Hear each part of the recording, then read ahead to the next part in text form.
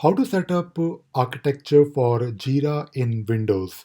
There was a question asked on the community from Netra, and Netra is asking about need details for infrastructure setup in Windows on-prem server.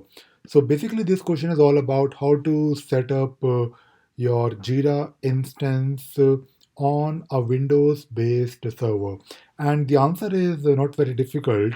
You can take a look at this page here that talks about the system requirements for installing Jira.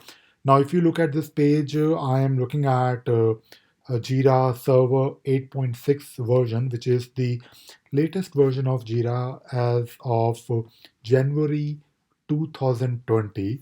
And if you look at this page, it has the details of different things that you need, like you need a browser on the client side, you need Java platform, basically, you need JDK on the server side, you need, of course, an operating system like Linux or maybe Windows, and you also need application server and database. Now, if you look at this page for a client side installation, you need, of course, a browser. So you have the list of the supported browsers. You can also take a look at the server side installation, which is basically talking about installing Java or JDK. And there is some recommendation from Atlassian about the hardware. There is also a recommendation, not really a recommendation, but there is also a list of supported database by Atlassian.